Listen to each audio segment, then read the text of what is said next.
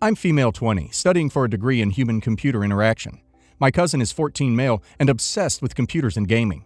Like, he built his own computer with expensive parts, has literally a dozen gaming consoles, and owns probably 5 iPhones. You think I'm exaggerating, but I'm not.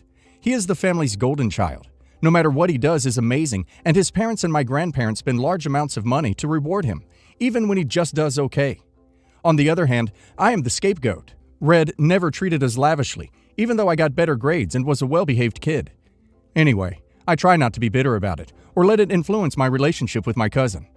3 years ago, there was a big Apple store opening in my town. It was big enough that someone from the board came to our small town. Anyway, my aunt took my cousin to this event, and he got to speak with the exec from Apple for 30 seconds as she was smoozing the crowd. He told her he likes computers and wants to work at Apple. She told him he should definitely apply when he's older. That was really sweet of her to take the time and encourage my cousin. But unfortunately, he and my family have grossly misinterpreted it. My family now thinks he's a child prodigy based solely on that interaction. They claim he has a guaranteed job at Apple when he turns 18, and have discouraged him from doing well in school, since he's set now. No more good grades in high school, no more college. Just coast until you're 18 and walk right in the door of one of the largest and richest companies on earth because an exec said he should apply when he's older. I'll admit his knowledge of computer components is impressive, but he hasn't learned anything about programming, UI design, or anything you would need for that kind of job. Anyway, at Christmas, my aunt took an opportunity to take a shot at my degree, claiming I was wasting money on student loans at a prestigious university to get into the field, when really, it's all about connections, because her son is just going to walk in the door at Apple without wasting money on school like me. I told her and my cousin that the exec was just trying to encourage, and that he still needs to work hard and go to college and study computers if he wants to land a job there. My whole family, except my dad, laid into me, saying I was crushing his dreams, and just bitter that he got a personal job offer from an exec when I didn't. I tried to explain to them that it wasn't actually a job offer, but they just continued to berate me. Eventually, my cousin started crying and I was asked to leave. My dad and I both left, and I think I did nothing wrong, but my aunt, uncle, and grandparents have been calling me demanding I apologize. Am I the a-hole? Not the a-hole. So, when he was 11-ish, this Apple exec encouraged him to apply when he grew up, and somehow his parents and grandparents believed she was seriously offering him a job? A child. They seem insane, no offense. Just to add this, one of my best friends works for Apple HQ. You have to have a college degree for 90% of their jobs with a few minor exceptions. Her boyfriend, now husband, couldn't go beyond a storefront tech or even HQ contract tech company until he had a 4-year degree. It's extremely competitive. Her boyfriend was one of the first people trained on Genius Bar. He's a brilliant computer whiz, but they wouldn't hire him. The guy can fix anything, but he didn't have that degree. She has a music degree and ended up in the user development department and was bumped up faster than him because she had a degree and she was talented.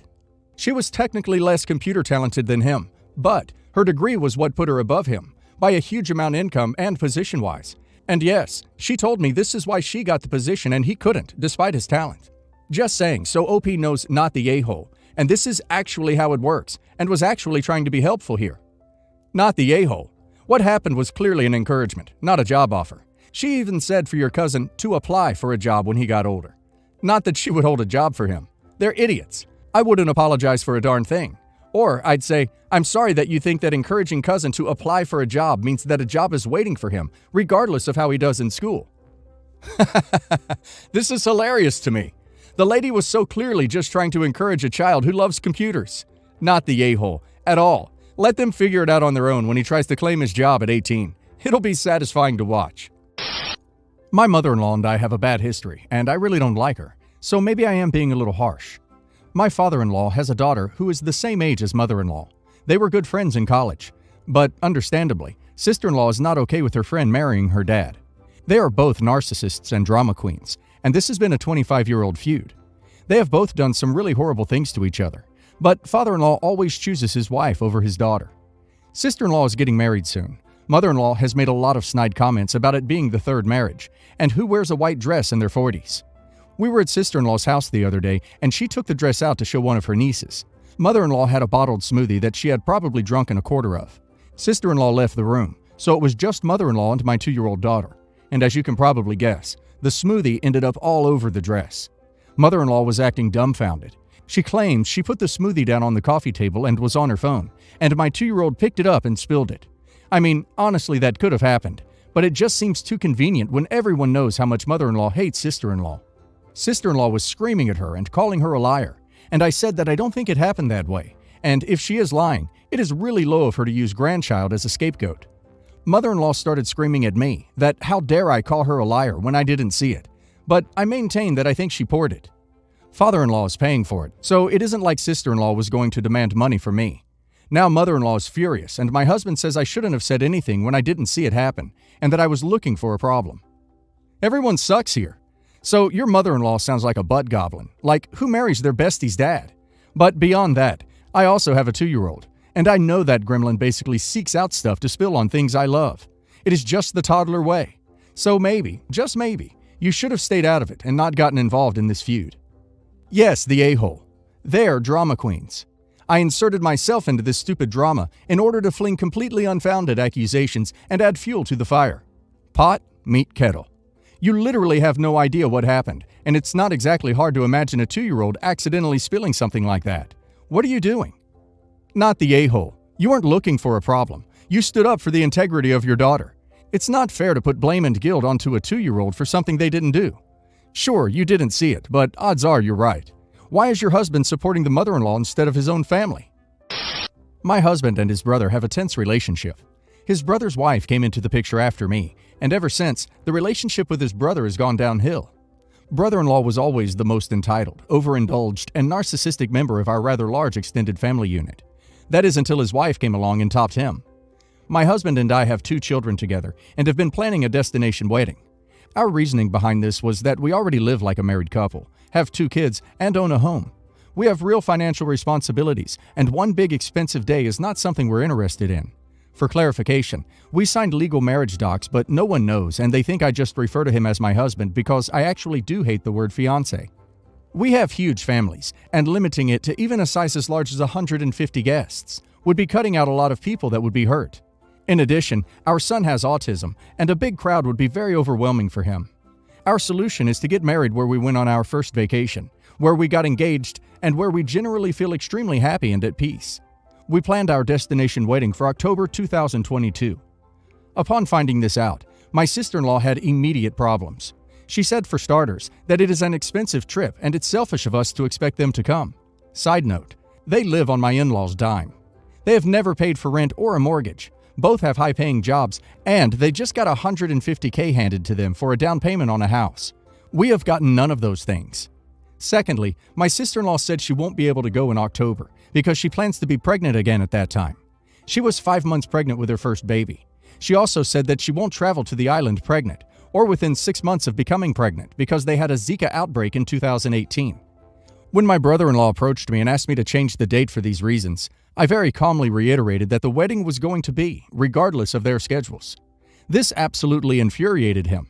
He went to each member of the immediate family telling them how selfish we are for this move, how they should speak up and say it's too expensive, saying we don't care about him and his wife, literally trying to encourage people to come up with excuses as to why they won't attend. No one agreed with him, which set him off even more. Way more negative and toxic things have come from the 2 of them since. We haven't seen or spoken with them in a few months, but regardless, they won't be getting an invite due to their responses. So here it goes. Am I the a-hole? Not the a-hole. Sounds like they are children. Even if they went, it sounds like they would ruin the mood and your happiness. Forget them. Make sure to post a lot of pictures of your calm and happy wedding. Not the a-hole. First, they say the trip is too expensive. Then they want you to change the date so that they can go. When that doesn't work, they try to get others to boycott. They absolutely do not deserve to be invited. If you did end up inviting them and she isn't pregnant at that time, and your in-laws pay for their ticket, they will attend and ruin your day somehow. She may try to upstage you with her attire, or she may announce her pregnancy at your reception. You may not be the type to care, but just a heads up. Weddings are about the union of 2 people, and the couple can invite who they want, have the ceremony take place where they want, etc. If you had a good relationship with brother-in-law, then his asking wouldn't be a problem. But the key thing is that he needs to respect the answer.